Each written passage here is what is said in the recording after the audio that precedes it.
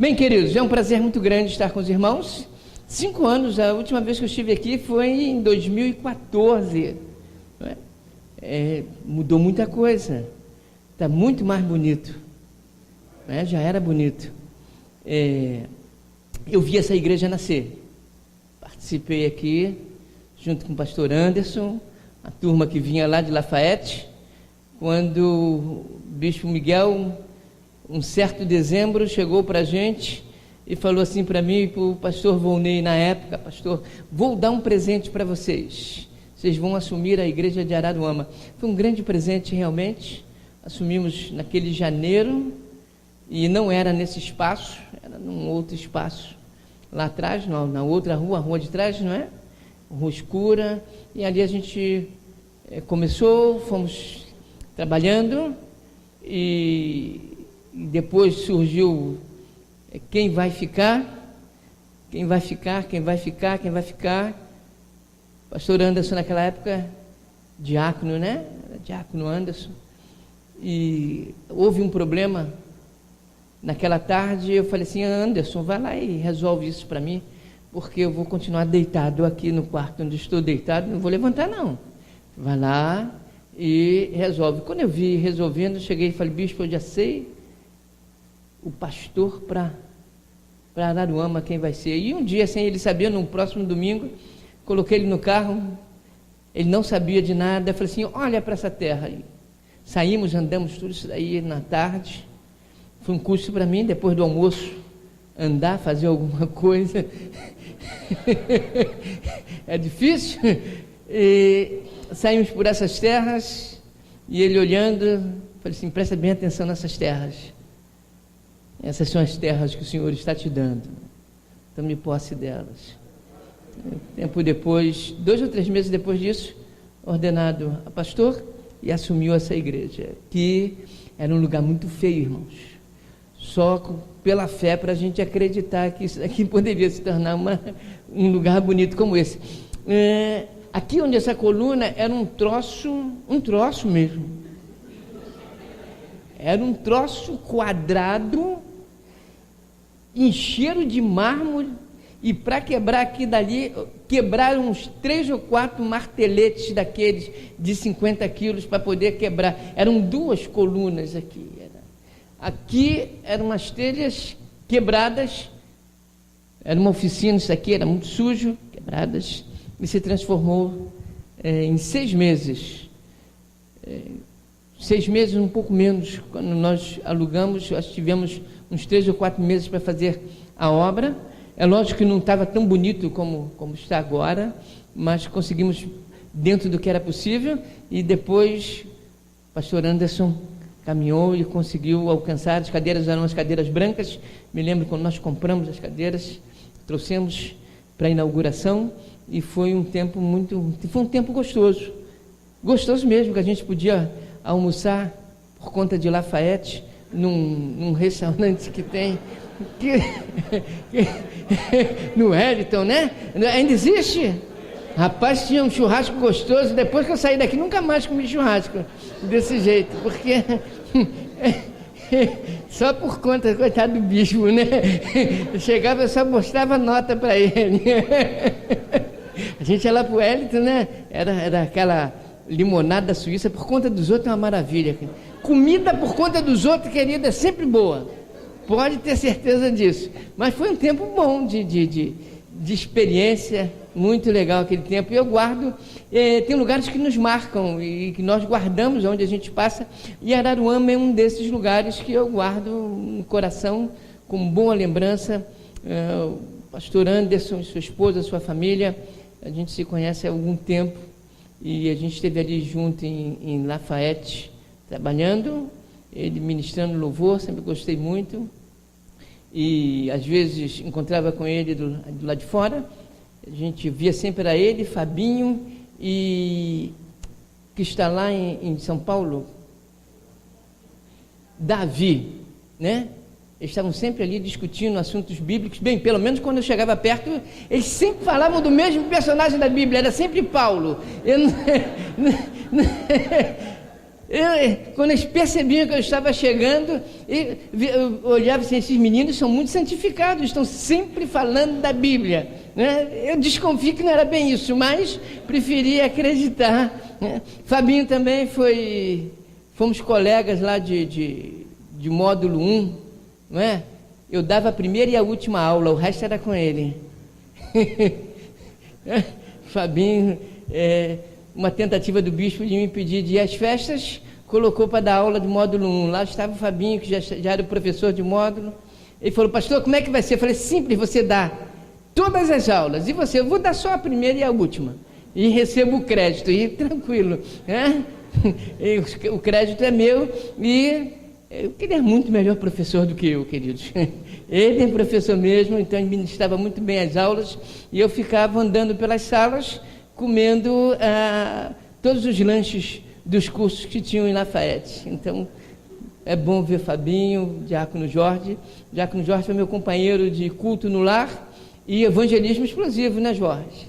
Que bom, estava vendo aqui também a Semente Generosa, cuidava da Semente Generosa lá. Tem um bocado de rosto conhecido. E tive um grande prazer também de encontrar, falando sobre culto de família, foi nossa companheira também de Ministério de Casais, né? Sumaia. Quantos anos, Sumaia? Bastante anos. Sumaia, a gente participou, fizemos uma grande amizade. Olha que surpresa, eu não sabia que ela estaria aqui, e creio que nem ela sabia que eu estaria, então ela está aqui conosco. Tenho também um grande presente, que para mim é um grande presente que eu estou recebendo hoje, poder participar desse culto junto com meus sobrinhos, né? Está ali, parece tão bonito quanto eu. Está ali meu sobrinho Marcos, a esposa dele, e as duas filhas. Fiquem de pé para o povo de conhecer vocês.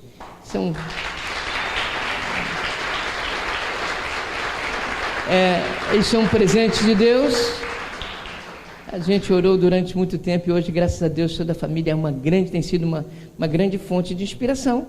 E também aquela que um dia olhou para mim e falou assim: moreno alto, bonito e sensual, você é a solução dos meus problemas. Não grava isso, porque depois os bispos me chamam. Mas, não é, minha esposa, nós somos casados, vai fazer agora 38 anos, não é? 38 anos em novembro, está ali. Ela que pediu para mim, ela chegou para mim, foi mesmo, gente, ela chegou para mim, olhou, quando ela me viu pela primeira vez, ela ficou doida. Ela olhou assim, ela falou assim: olha, lindo, né? Ela olhou assim, naquele tempo era assim, um pão, né? Olha só que pão. E olhou, se apaixonou por mim, me procurou, me perseguiu, até ela estava indo na igreja pela primeira vez. Quando me viu, eu falei assim: olha, primeiro você vai ter que aceitar Jesus, depois é todo um processo, você aceita Jesus, se batiza, aí depois a gente vai ver, né? Então ela foi assim, ela foi me conquistando, e toda vez que ela me via, o coração dela disparava. Ela tem até um probleminha até hoje, ficou com um problema lá no coração. O detalhe foi que depois eu soube que ela tinha um problema de visão, ela não enxergava, precisava de óculos. Quando começou a usar óculos, ainda bem que quando ela começou a usar óculos já era tarde, já não tinha mais jeito, já estava comigo mesmo. E falei: agora casamos, né? Namoramos durante 6 anos, namoramos e noivamos. Foi um tempo muito bom. Meu sogro, tempo de namoro e noivado, ele tinha um dom de ler o jornal O Globo à noite. O jornal O Globo naquele tempo era grosso, né? Sentava eu, ela e ele era flamenguista. Quando o Flamengo perdia, ele trazia o cachorro de quebra, que por acaso o cachorro me odiava, viu, gente? Tinha um verdadeiro ódio de mim. Então então meu sogro ficava ali e só saía de perto quando minha sogra chegava. Aí ele saía. Então foram 6 anos entre namoro, noivado. Estamos casados, vai fazer 38 anos, felizes. Pastor, você casaria de novo? Só se fosse com ela, né? Só se fosse com ela. É possível ser feliz no casamento? Bem, eu não tenho a menor dúvida. É possível ser feliz no casamento. Aliás, o Senhor instituiu o casamento e a família para que a gente fosse feliz.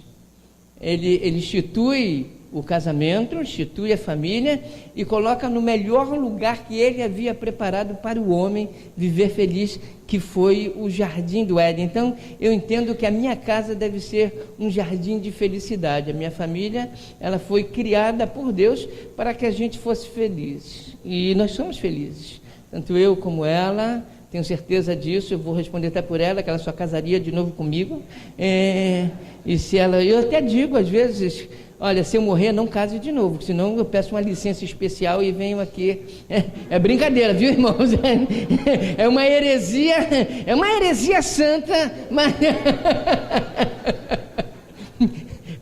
tanto ela como o pastor Anderson, os dois são teólogos, devem estar ali se retorcendo com tudo isso. Pastor Jorge veio para cá para estragar tudo. Não, mas eu peço uma licença especial. Eu digo, vem puxar o pé dela. De jeito nenhum, ela é só comigo mesmo, e olhe lá, já está mais do que bom. Mas, queridos, viemos aqui para falar sobre família. Então, apresentei para vocês família, meu presente, que meu irmão está trabalhando, por isso que ele não está aqui hoje, minha cunhada, essa família maravilhosa, que o Senhor tem cuidado e tem sido fonte de inspiração. E a minha família, minha esposa, hoje o nosso ninho está vazio, só nós dois. Eu já propus a ela mais um, ela não disse que não quer mais. Então, ela bota lá os 500 gatos dela, os 30 cachorros, e a gente vai levando. Mas eu amo família, eu gosto de falar de família, porque como não falar de algo e como não viver algo que foi instituído por Deus?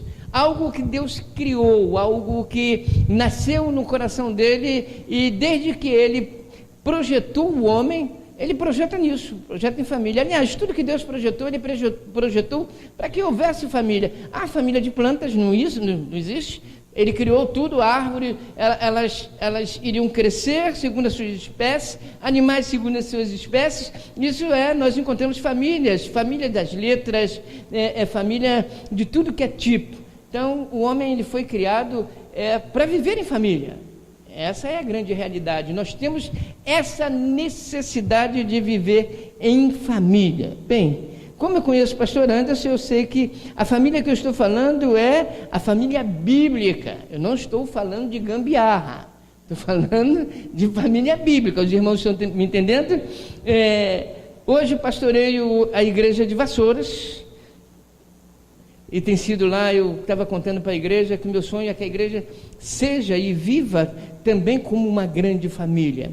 A gente tem, aos pouquinhos, passo a passo, conseguindo incutir isso na cabeça das pessoas, resolver e solucionar algumas questões de relacionamentos e de famílias, trabalhando isso.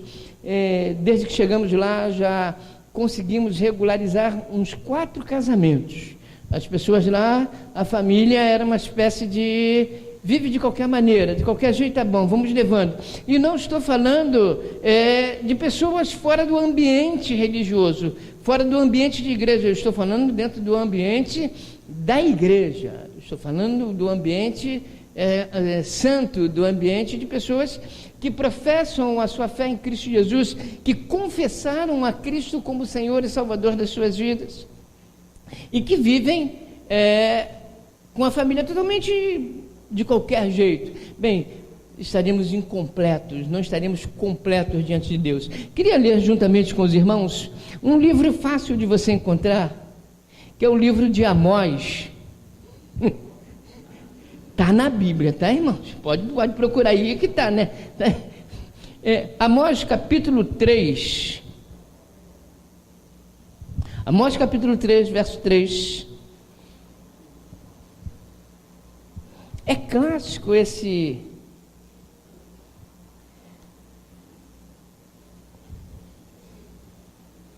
falar sobre família, é falar sobre princípios. Acharam? É verdade.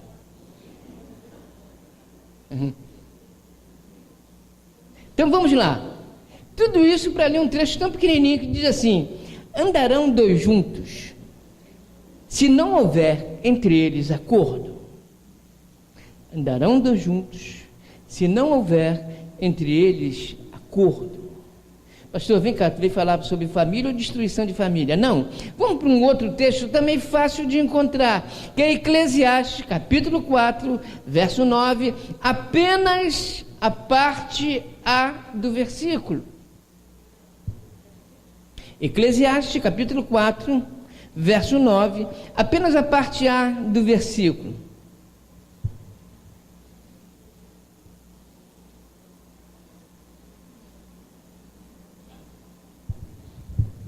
Acharam? Tem um pouquinho, né? Pastor, por que não leu direto? Não, porque é maravilhoso a gente fazer esse suspense.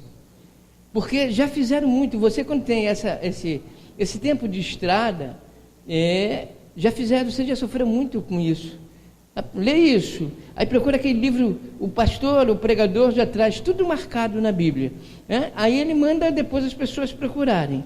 E eu sempre quis me vingar, dizendo assim, misericórdia, amém ou misericórdia, irmãos? Claro, já está tudo marcado, é rápido. Agora, procurar é mais complicado, né, queridos? Mas, apenas a parte A do versículo que diz, melhor serem dois do que um. Amém? Vamos orar rapidinho? O pastor quer isso, orar rapidinho? É a oração objetiva.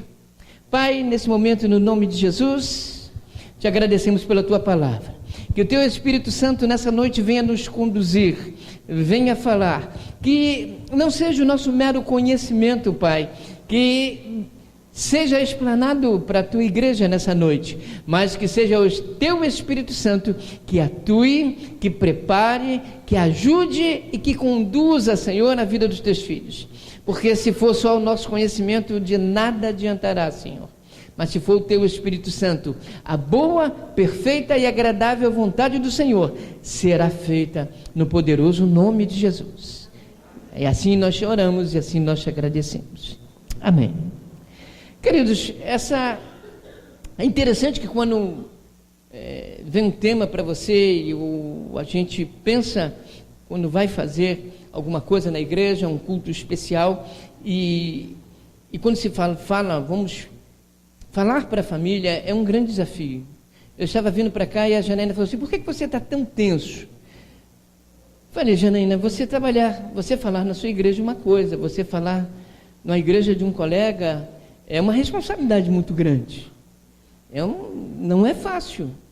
E falar sobre família, pior ainda. Embora você goste, mas é complicado. Porque a família hoje está muito deturpado, a coisa hoje virou uma torre de Babel. Virou uma torre de Babel. Hoje, quando você fala em família, que tipo de família? Bem, aí eu vim pensando, não, eu vou falar para uma família bíblica. Eu não posso ser diferente, a igreja não pode ser diferente. Porque quando nós pegamos versículos isolados da Bíblia, a gente corre um grande perigo. Mas quando você pega a Bíblia como um todo, você começa a ver que você não pode de maneira alguma fugir de determinados parâmetros, você não pode fugir de determinados princípios. E a Bíblia é um livro de princípios. Ela te dá princípios para tudo. O grande problema do ser humano e o grande problema da igreja é que ela está abrindo mão de princípios. E valores e princípios não se negociam. Não pode ser negociado. Valores bíblicos para a família não podem ser negociados. O preço a ser pago é muito alto. E é extremamente perigoso quando resolvemos pagar esse preço. Eu não aconselho ninguém a tentar pagar o preço de fugir de princípios que a Bíblia estabeleceu para uma família. É muito perigoso. E a gente está vendo isso. Quais são os princípios? Bem, a Bíblia diz o seguinte para a igreja, um conselho que ela dá para a igreja: não vos conformeis com esse século. Não vos moldeis. Na verdade, o contexto que ela está falando é: não vos moldeis a esse século, não vos moldeis às vontades do mundo, porque quando olhamos hoje família, e pensando em família, casamentos, que uma família ela começa com um casamento, deixará seu pai e sua mãe, e se unirão e serão uma só carne. Você começa com um casamento, você começa com um desejo de se unir a uma outra pessoa, e a partir dali você vai constituir uma família, vai vir um filho, 2, 3, e eu pastoreei uma igreja que a gente precisava crescer, o diácono teve, eu acho que 7 filhos, trouxe bastante crescimento para a igreja, não é? Isso é bom, mas o que eu estou dizendo é que se começa com um casamento, com a união de um homem e uma mulher, de acordo com a bênção ou com a possibilidade de cada um virão os filhos, e com os filhos virão os agregados, que são os genros e noras, que vão agregando, não é? Bom, a gente vai agregando. Eu me lembro quando minha filha começou a namorar, eu falei para o dito cujo, falei, o infeliz, a minha casa começa pela igreja, viu? Ele, sim, senhor, pastor. Eu falei, pois bem, entenda isso. Isso significa culto segunda, terça, quarta, quinta, sexta, domingo de manhã e domingo de noite. Quer? Vai ser assim. Mas, pastor, então, filho de pastor não tem nome. Namorado de filho de pastor, menos ainda, vai ter menos ainda. Vai ser conhecido como namorado do filho de pastor. Nada mais do que isso, não espere mais do que isso. Tua filha tem namorado, né? Esquece, apaga tudo isso que eu falei. Vamos começar de novo, senão nunca mais sou convidado. O pastor Nando já está dizendo assim, para que eu chamei? Eu sabia que ele não regulava bem. Se 9 anos atrás já não regulava, 9 anos depois piorou. Mas eu sempre dizia lá em Lafayette que todo pastor é doido, né? A gente faz um teste psicológico, se der normal não é ordenado, só é ordenado para quem dá problema. Então, esse aqui é maluco, não, então ele pode ir, tem chamado pastoral, então pode ir. Mas, essa semana eu estive olhando alguns casais, foi por acaso, é um desses aplicativos que a gente coloca no celular, que se há algo que eu tenho sérios problemas, é conviver com o celular, eu tenho uma dificuldade muito grande, eu esqueço, eu largo em cima do carro, caio em algum lugar. E num desses aplicativos de notícias veio lá alguns, e eu tive lendo porque me chamou a atenção, alguns casais evangélicos de pessoas conhecidas, e o casamento estava desfeito, e vinha de uma cantora evangélica, dizem que é conhecida, eu não conheço, mas que ela já estava no 5º casamento. Um outro de uma pessoa conhecida também. Eu tenho uns 2 ou 3 colegas cujo casamento também já acabou. E um colocou feliz com a minha nova namorada estava numa praia. E como o Anderson falou, eu sou desculpa, pastor Anderson falou, eu sou de um tempo que isso não era normal no meio evangélico. Isso não era impensável na vida do membro e não passava pela ideia de ninguém na vida de um pastor. Isso na vida de um pastor era fim de ministério, era sepultura ministerial. Hoje se tornou normal. Isso se tornou normal. E pensando nesses casais, pensando nessas famílias que têm filhos, e filhos sofrem com a quebra de relacionamento. Então, pastor, eu vou ter que ficar vivendo mal? Não, você não tem que ficar vivendo mal, mas você tem que investir para poder viver bem. Casamento e família é investimento, você precisa investir. Se você quer que a sua família vá bem, se você quer ter que seus filhos, como a sua casa, a sua família, seja um porto seguro para os seus filhos, você tem que investir. Hoje está se separando por qualquer coisa. Não gostei do ovo que você fritou. vou me separar, porque a gente não dá certo. O teu ovo é ruim e não vai melhorar. Então, o arroz que você fez está sem sal. Vamos separar. Então se separa por qualquer coisa, se destrói uma família por qualquer coisa. E aí a gente começa a ver a sociedade do jeito que está. Nós não levamos transformação para a sociedade. A sociedade está trazendo destruição para dentro da igreja. Tudo isso porque a gente está negociando valores, porque nós estamos negociando os princípios básicos. Bem, queridos, é possível ser feliz no casamento? Bem, a minha vida diz para mim que é. Os meus filhos olham para nós e dizem que é possível ser feliz no casamento. Eles só veem eu gritar com a minha esposa poucas vezes, quando eu esqueço de varrer a casa ou lavar o banheiro. Que daí ela diz assim, ainda não lavou? Eu digo assim, já estou indo. Você está pensando o quê? Que vai me obrigar? Eu vou logo, para você ver que quem manda sou eu. Eu vou lá e aí ela diz, não, pode deixar. Eu falei, que deixa nada, que está pensando que virou bagunça? Deixa eu ir lá resolver. Então, estamos abrindo mão de princípios. Quais são os princípios, pastor? Tem vários, mas eu quero falar sobre três. Três princípios que a gente leva para dentro de um casamento e a gente leva para dentro da nossa família. Levamos para dentro da nossa família. Você quer dizer assim, eu e a minha casa serviremos ao Senhor? Você não pode negociar princípios. Eu acho que José, o máximo, quando ele chega e ele dá para todo mundo, olha, você quer seguir os deuses, siga, quer fazer isso, faça, mas olha, quanto a mim, eu e a minha casa, nós vamos servir ao Senhor. Ele disse, eu faço a escolha de servir ao Senhor. Aqui não é calvinismo não, né? Então tá bom. Estou fazendo uma pergunta a ele, básica. Fui arminiano demais e de repente...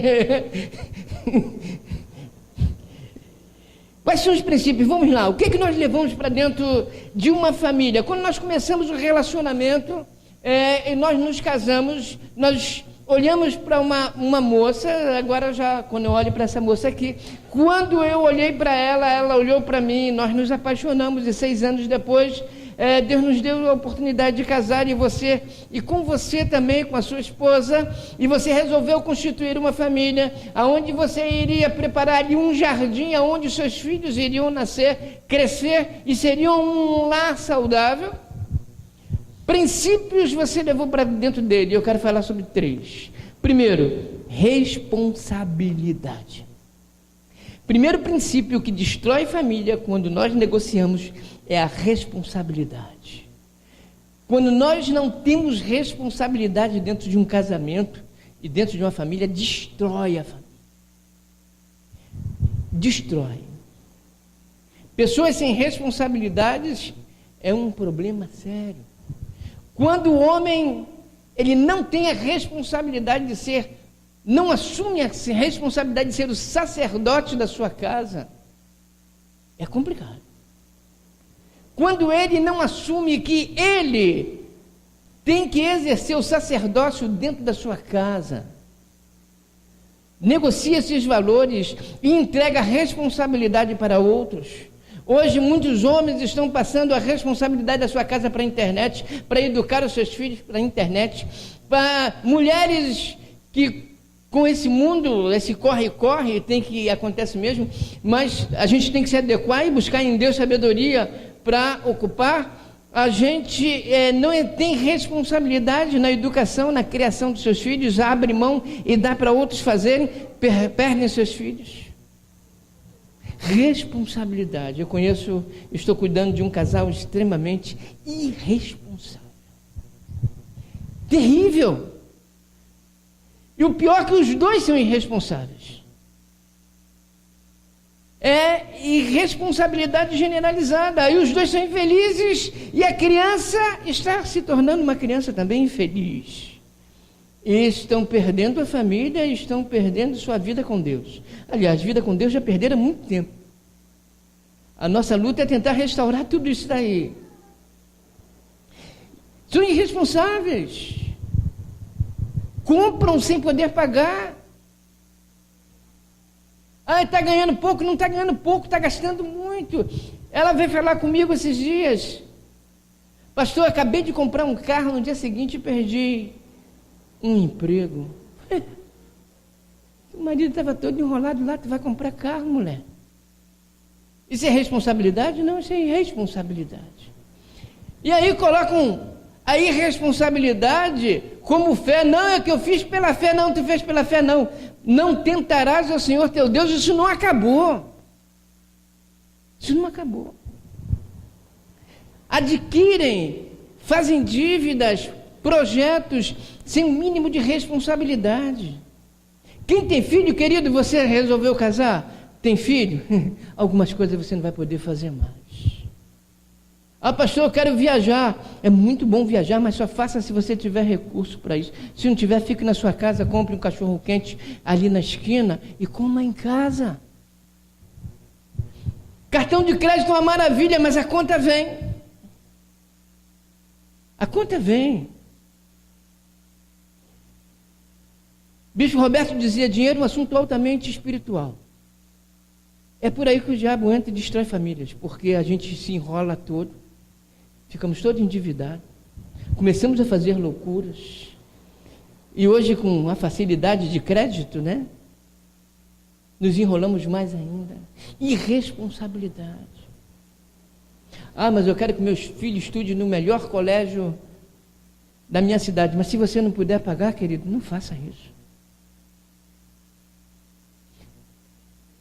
Ah, eu queria... Então, tem homens e mulheres, são casais banana, me perdoem, que os filhos começam a dominar dentro de casa. Ah, eu quero esse celular de última geração, 2000 e lá vai fumaça, às vezes até mais, né?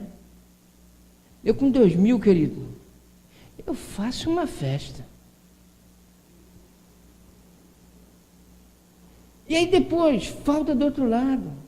Amanhã seu filho vai querer outra coisa, aí vai querer outra coisa, e vai querer outra coisa, daqui a pouco está mandando em você, está mandando na sua casa, está dirigindo a sua casa, está dizendo o que você tem que fazer. Irresponsabilidade. A primeira princípio que a gente deve ter é de responsabilidade. Estou sendo bem prático, tá, queridos? Não estou falando apenas no contexto espiritual, que isso é mais do que claro. Responsabilidade.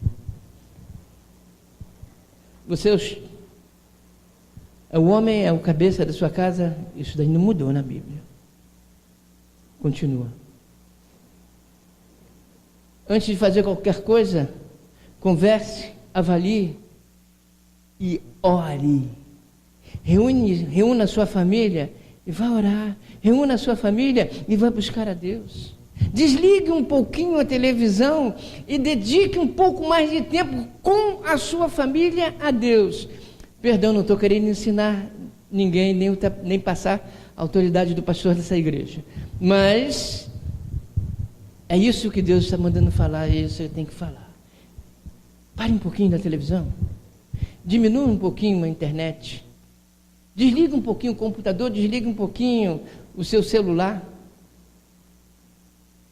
Se reúna com a sua família. Veja as suas bases. Ore um pouquinho com ele.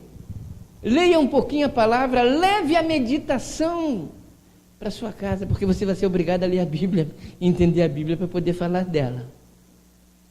A sua família vai crescer. Você vai ver que coisas que pareciam de muito importante para você, não é tão importante assim, e que você pode viver sem elas. E pode viver muito melhor.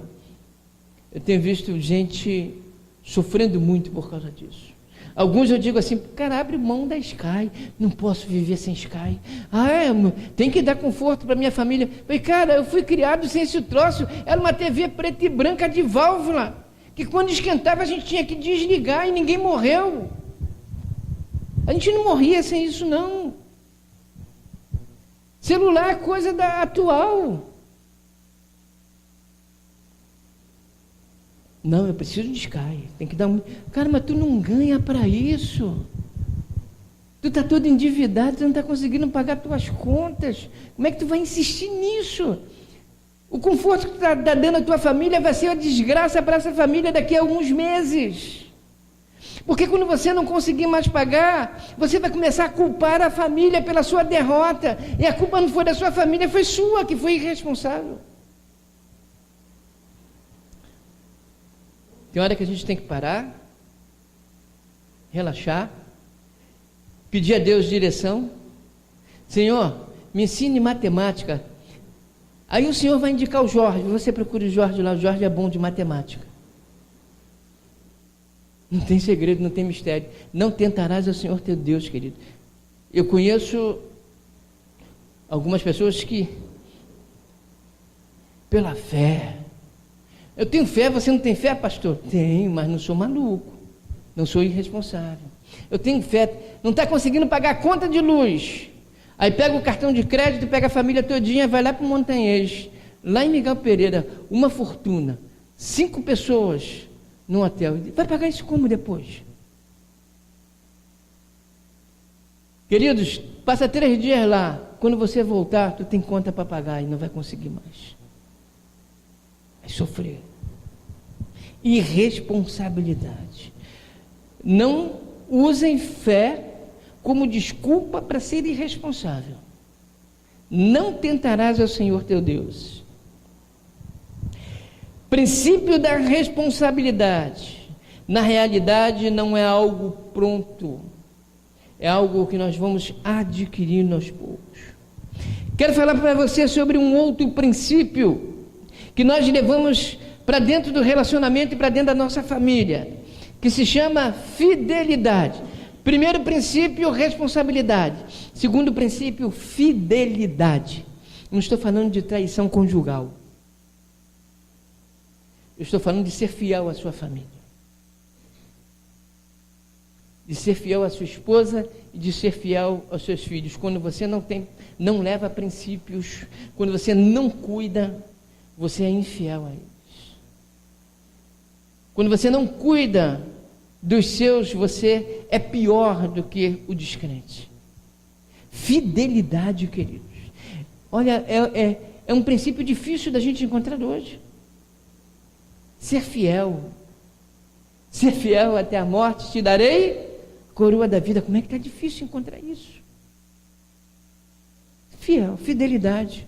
É um princípio que a gente leva para dentro. Podemos trair nossos familiares quando fazemos escolhas ruins, quando levamos a nossa família a viver determinados problemas por culpa das nossas escolhas, quando não conversamos com eles sobre algumas coisas. A gente aprende no Casado para Sempre, né, Sumaia? Uma das lições se chama acordo. Eu sei que vocês aqui já fizeram, né? Acordo. Sentar e dialogar. Está tão difícil dialogar hoje, o diálogo entre pais, filhos, entre esposo e esposa. Está difícil. Parece que não existe mais horário. Parece que a gente tem que marcar, agendar ali um encontro entre a família para poder sentar e conversar, não é? Porque quando não obedecemos a Bíblia, nós somos infiéis com as pessoas que amamos, porque o princípio da fidelidade está aqui, ó. Se vivermos fora disso daqui, seremos infelizes. Quer ser feliz, querido? Viva aqui, ó.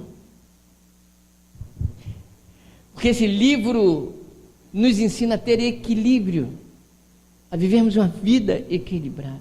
Eu não estou nem falando em infidelidade conjugal. Eu estava falando com a infidelidade com pessoas. Às vezes aquilo que nós conversamos sobre ela para com o outro. As coisas que eu compartilho sobre as pessoas da minha casa com outras pessoas. Infidelidade. Não gostei de algo que está dentro da minha casa, em vez de eu sentar e conversar, eu levo para fora. Vou compartilhar com outros. Isso é infidelidade. tomar decisões sem ouvir o outro lado. Isso é infidelidade.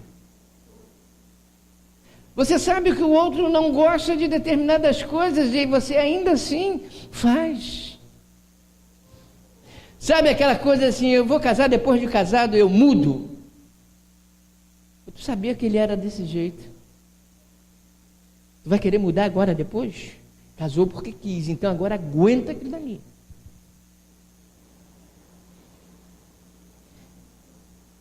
Aguenta. Porque levar para fora é infidelidade. O camarada casou, teve um probleminha com a mulher, vou para a casa da minha mãe. Ô rapaz, seja homem. Não é verdade? As mulheres digam amém, não é? E vice-versa também. Fidelidade. Precisamos ser fiéis aos nossos familiares, queridos. Você quer ser feliz, a sua família quer ser feliz. As pessoas que estão contigo, elas querem ser felizes, elas querem o melhor. Então, precisamos querer o melhor um para o outro. Então, eu levo para dentro da minha família, meu relacionamento, fidelidade. Sempre sentamos para conversar. Sempre andamos juntos. Sempre compartilhamos. Hoje, olhando meu celular não tem senha, viu, gente? Então, ela tem liberdade para mexer. O dela também não tem, mas ela sabe que eu não entendo nada.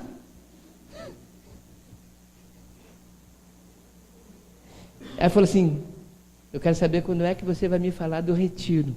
Porque eu recebi a mensagem sobre o retiro da igreja semana passada, e eu tinha dito para ela algumas coisas que eu iria fazer. Eu falei assim, calma, deixa primeiro se resolver lá na igreja.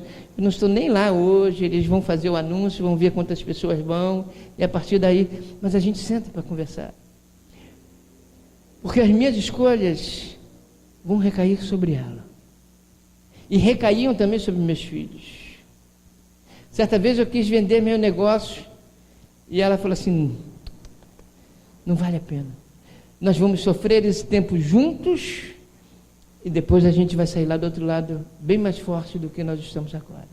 Família unida, ela passa pelas dificuldades juntas, e elas saem do outro lado mais fortes, bem melhores. Fidelidade. Uma vida bem-sucedida, esse princípio precisa ser cultivado a partir de pequenas coisas. Pequenas coisas.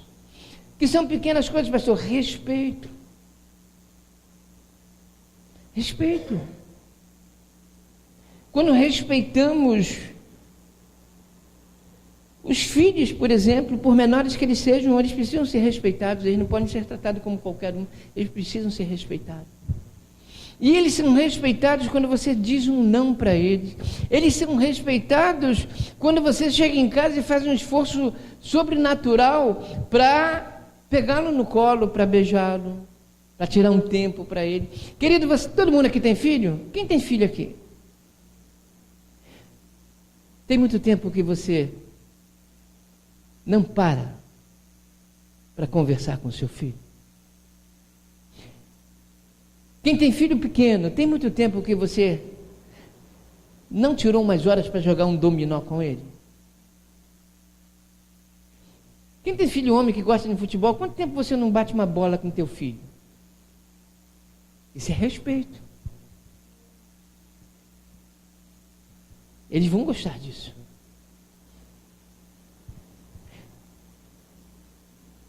Eu fiz um desafio lá na igreja um dia, eu falei assim, liga para sua casa agora e diz para o seu pai ou para sua mãe que você o ama. Eu perguntei à garotada, falei, quanto tempo vocês não dizem para os seus pais que vocês o amam? Eu creio que aqui tem muita gente que ainda tem pais vivos, eu infelizmente não tenho mais.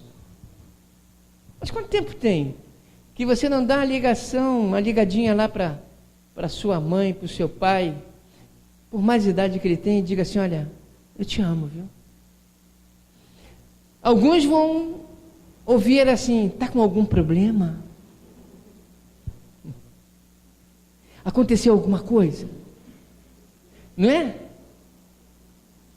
Mas faz isso hoje, quando chegar na sua casa. Você que tem filho, que está perto de você, chega hoje, aquele molecão de 15 anos, né, 16, 20, ele não vai gostar muito não, vai tentar te afastar, mas dá um abraço nele, dá um beijão nele. Diga assim: filhão, eu te amo, viu? É seu filho? Então, faz assim hoje com ele, chega lá, compra uma blusa para ele tirar esse pano de chão que ele está usando.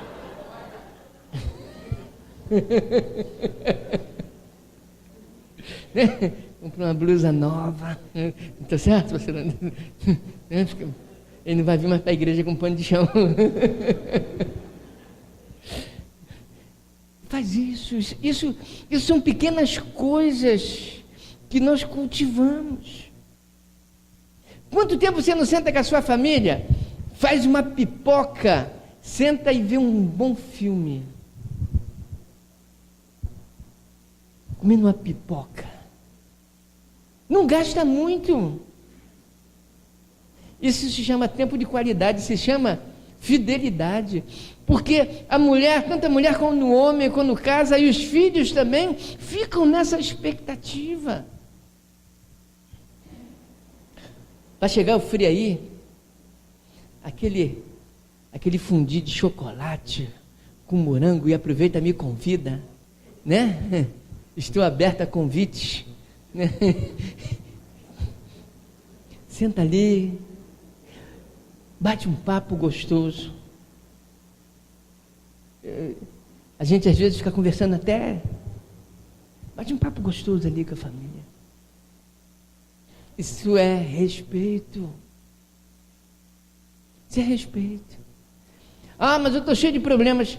Fica tranquilo, os problemas vão continuar, depois você resolve, eles vão estar lá te esperando de qualquer maneira. Pode ficar tranquilo, ele não vai embora sozinho não, ele vai te esperar lá para resolver. Isso é respeito. A gente está precisando cultivar isso. Família crente. Poxa, dizer essa expressão vou parecer velho, né? Mas no meu tempo a família de crente era assim. A gente não via televisão, porque a televisão era do diabo. Ela é do diabo agora, mas naquele tempo não era tanto assim não, agora é que ela é. Se sentava em volta de uma mesa, cantava-se um hino, 2, orava-se, começava a falar sobre coisas de Deus, sobre brincadeiras, coisas bobas. Eu com meus filhos, a gente tinha aquele ludo, né? A gente sentava assim, e eles podem fazer a bobagem deles, mas eles não tiveram tiveram bons motivos de ter uma boa infância. Jogava bola com eles, jogava isso com eles, a gente ficava jogando. Pastor, o que isso resolve? Querido, isso é família. Isso é viver em família. Ano retrasado, eu peguei a igreja e falei assim: olha, tem um rapaz lá que a gente deixa ele guardar o carro na igreja e ele tem um sítio. Falei assim: uma mão lava a outra, não é isso? Aí o sítio dele tem piscina, tem 2 campos de futebol, tem um galpão grande. Eu falei assim: filhinho, olha só, guarda o teu carro aí, não está sendo bom? Tá, uma bênção, pastor, muito obrigado. Muito obrigado, coisa nenhuma, a gente agora vai conversar. Vamos ver agora como é que funciona o negócio. Estou precisando de um dia o teu sítio lá. Não, pastor, está liberado, pode ir. Aí levamos a família, todas as famílias da igreja, até quem não era crente, dia da família. Jogamos bola. Aquele montão de barrigudos lá, né? Quase infartando. Aí tem a turma do churrasco, que fica preparando churrasco. A gente correu, a gente brincou. Pai jogou junto com o filho, foi uma algazarra. Bem, ninguém ficou na igreja, mas daí a culpa não é do dia da família, a culpa é da pregação mesmo.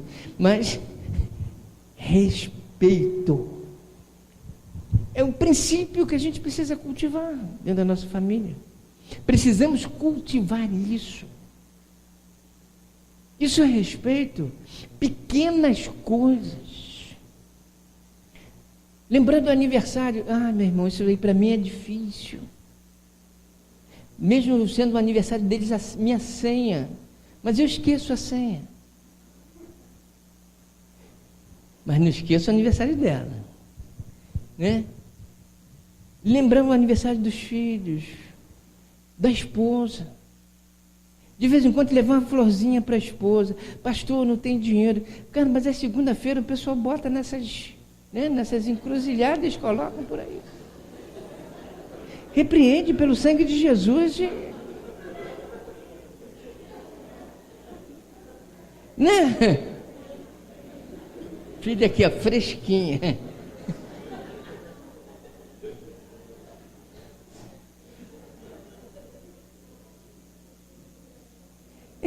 Ela vai gostar.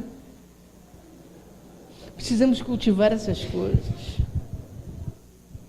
Galinha não leva não, galinha fica muito tempo lá. Galinha não vai entender. Mas a flor, tem tantos jardins também aí, passa, né? É por uma boa causa. Minha sogra uma vez ali em frente na Secretaria de Segurança, nós estávamos vindo do centro da cidade, de um culto, e ela sempre passava, ela sempre pegava uma flor, uma planta lá da Secretaria de Segurança. Um dia, o policial estava lá escondidinho, quando ela pegou. Opa, dona Hilda, tentou botar de novo, não tem como botar. Mas sogra não tem problema, não. Pequenos gestos com a família indica respeito. Indica respeito. Princípios de família. Hoje a gente vê nas escolas, acontece qualquer problema, a mãe vai lá tirar satisfação com o professor, agredindo professores. E os filhos estão vendo isso. Mas ela não tirou um tempo para ficar lá com o seu filho, ensinando o dever de casa para ele. Ensinando a lição que o professor passou. Não abriu o caderno do filho para olhar a matéria, o que foi dado na escola. Se ela tivesse parado, tivesse tirado meia hora todo dia para ver o caderno do seu filho, para ver o que está sendo ensinado lá na escola. Porque a educação não é a escola que vai dar, não. A escola vai dar conhecimento. Educação é em casa. Educação é responsabilidade nossa. Ela não precisaria ir lá na escola brigar com a professora. É ou não é? Isso é respeito com o filho. Isso é fidelidade. Por quê? Porque foi confiado a você. Filho é herança. Filho é um bem que Deus pegou e confiou para você cuidar para ele. Não é cuidar para você, é cuidar para Deus. Deus confiou para você porque é dele. Fidelidade. E quando nós fugimos a esses princípios, nos tornamos infiéis. Fidelidade é manter-se na linha, nos trilhos da vida. Isso é fidelidade. Tem um preço? Tem. É difícil? É. Não é fácil. Porque hoje a vida oferta tantas coisas a fim de destruir uma vida familiar, que a gente precisa fazer um esforço para manter a família ali no trilho da vida. Porque qualquer coisa vai descarrilhar. Porque aquilo que o inimigo, nosso adversário, o acusador, tenta, durante todo o tempo, como missão principal, destruir a família. O dia que ele conseguir destruir a família, e agora eu já digo a família cristã, quando ele conseguir destruir a família cristã, ele conseguiu o seu grande objetivo, porque ele vai conseguir destruir tudo. Porque a família é a base de Deus, que Deus instituiu na terra, colocou na terra. É a família. E o terceiro princípio, para a gente encerrar, terceiro e último aspecto, é o amor. Sem amor não existe relacionamento. Sem amor, como disse o apóstolo Paulo, é um sino. E eu não estou falando do amor apenas de tão somente homem e mulher. Eu estou falando no amor companheiro, no amor amizade, no amor comunhão. Eu não estou falando no amor sexo, estou falando no amor amizade, no amor companheiro, no amor prazer de estar junto.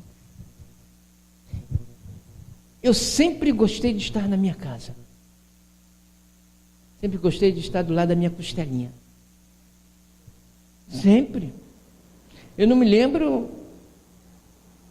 às vezes que eu dormi fora. O que eu puder fazer para estar dentro da minha casa com a minha esposa, eu faço. Só não vou para casa se ela estiver comigo, aí a gente está juntos. Amor, o amor prazeroso de olhar que sente falta. Mas isso precisa ser cultivado, o amor que sente falta, o amor amizade, precisa ser cultivado. O amor sexo não, é físico. Mas o amor amizade, o amor companheirismo, o amor comunhão, ele precisa ser cultivado. Não pode deixar pequenas brechas nesse muro, senão ele quebra. Não pode deixar, as brechas têm que ser fechadas. Uma família não subsiste, ela não consegue existir sem o amor no relacionamento entre eles. Pai que não ama filho, filho que não ama pai, esposo que não ama a esposa que não ama o esposo, vai faltar. Se não houver amor, os dois aspectos anteriores não vão funcionar. Porque se não houver amor, não vai haver respeito, não vai haver fidelidade. Porque não vai haver carinho, não vai haver cuidado. Não vai haver preocupação de satisfazer as necessidades, por mais simples que ela seja. Não vai haver o prazer de estar em casa, o prazer de estar junto. Vai ser um sofrimento todas as vezes que vê, porque qualquer coisinha vai ser motivo de insatisfação. Não consegue ultrapassar as barreiras, por menores que elas sejam. Porque o amor lança fora todo medo. É o amor que lança fora todo medo. Sem amor, nada faz sentido. Se eu não amar o meu filho, se eu não amar a minha esposa, eu não vou fazer nenhum tipo de esforço. Se eu não amar a minha família, eu não vou lutar por elas. E aí eu me lembro do nosso bom e velho Neemias, que quando veio as oposições e havia rachadura no muro e a obra precisava ser feita, a estratégia que ele faz é colocar as famílias na posição. Porque, querido, quando toca na tua família, você vira união. Vira. Ninguém consegue te segurar. Neemias sabia disso, falou assim, vou colocar aqui, por família, porque pela família dele ele vai lutar. Por que ele vai lutar? Vai lutar porque ama. Vai lutar porque ama. Vai lutar pela família porque ama a família. O amor faz as pessoas desejarem transformações. Porque sem o amor ninguém quer ser mudado, ninguém quer ser transformado. O que nos transforma é o amor. Tanto é que Deus é amor. Preciso levar amor para dentro do relacionamento familiar. Preciso levar amor para dentro da minha casa. Há lares, pastor, mas isso é básico. Não. É básico, mas foi esquecido. Porque tem casas hoje que você entra e é ódio puro. É todo mundo se odiando. Nós olhamos aí os noticiários e agora não é raro você pegar filho que matou pai por causa de herança, por causa de dinheiro. Pai que mata filho. Se não fosse verdade, a Bíblia não dizia que iria chegar um tempo que o amor esfriaria e que pais iriam odiar filhos e filhos odiar pais. É só abrir jornais que a gente vai encontrar aos montes. Famílias destruídas por causa de quê? Por causa de herança. Ele botou, pior do que lá, você botou um alarme aqui, cara. Bateu a hora, estou terminando. Estou terminando. O diácono lá, ele adianta o relógio. 15 minutos.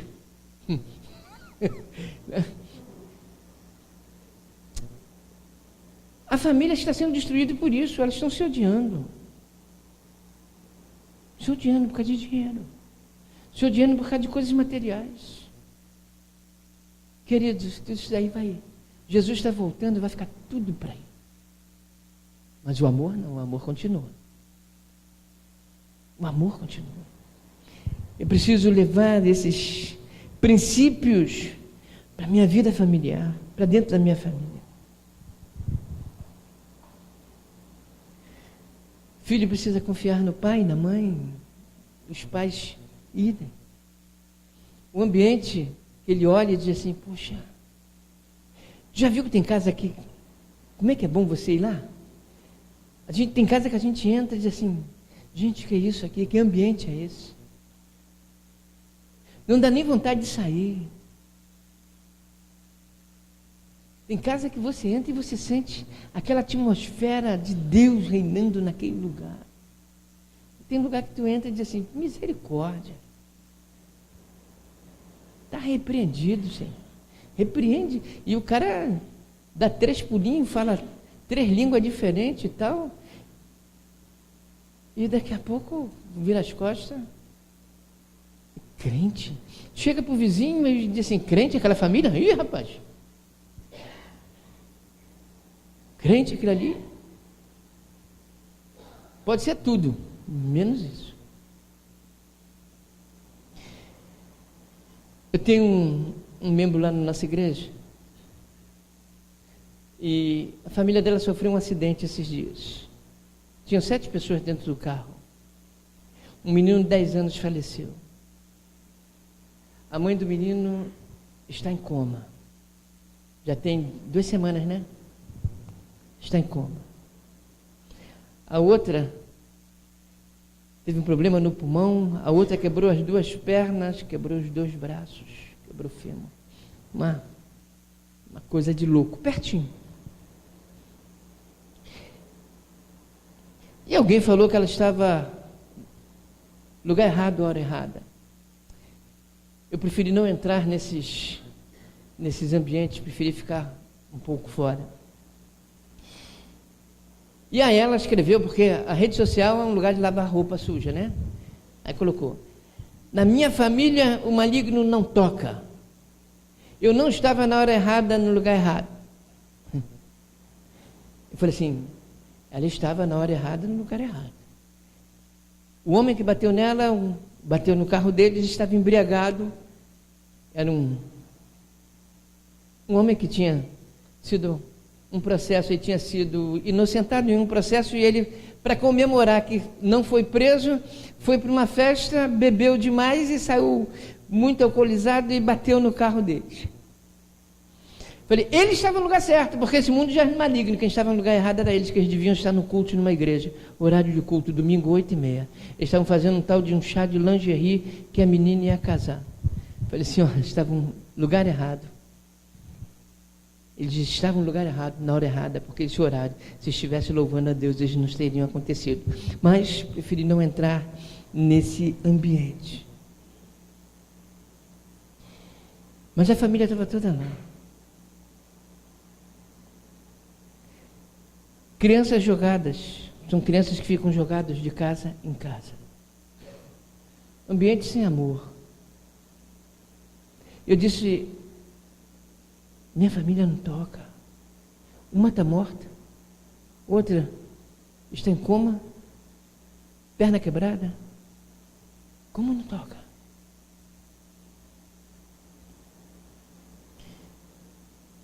Mas essa não é a questão, a questão é o ambiente que você entra e se sente bem. Eu estive lá nessa casa um dia. Não era um ambiente que você entrava e que você dizia assim, Deus está aqui. Não. Não era pela vida humilde, pela vida simples, pela falta de recursos, não. Eu já entrei em muita casa com bem pouco recurso e que você dizia assim, Deus está nessa casa. Os filhos respeitavam, o esposo respeitava a esposa, havia responsabilidade e havia amor.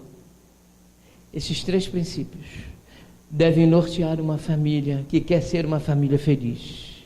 Você quer sua família feliz, querido?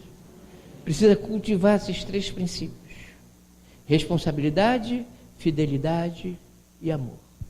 Isso tem que haver dentro da sua casa. Isso não é escolha. Isso não está na esfera de escolha de ninguém. Todo aquele que quer ter uma família feliz precisa desses 3 princípios, ou então não tenha família. Ou então tenha a responsabilidade de não ter família. Mas não é bom que o homem viva só. Lembrando sempre disso.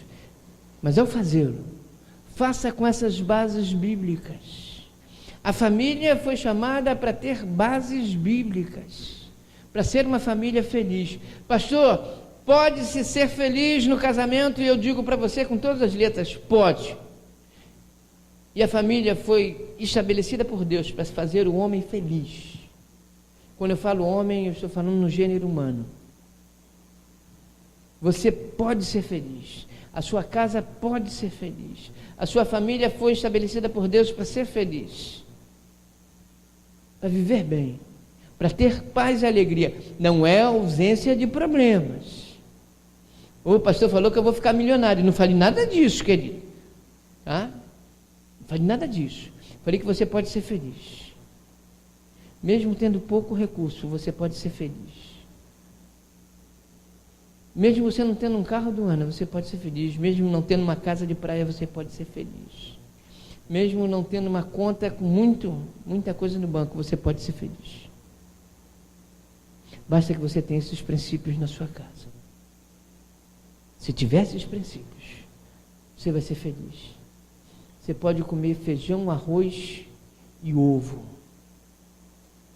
mas você vai ser feliz. Amém, queridos? Talvez você tenha que pegar uma flor aí numa sexta-feira e levar para sua esposa para fazer ela feliz. Mas você vai ser feliz. Porque Deus te chamou para ser feliz, queridos. Deus não te chamou para ficar sofrendo. Deus não chamou a sua família, a sua casa para ser qualquer coisa. Porque a Bíblia nos chama de raça eleita, propriedade exclusiva de Deus, reis e sacerdotes, profetas, menina dos olhos do Senhor. Ele nos chama de tudo isso. Então a minha casa é uma casa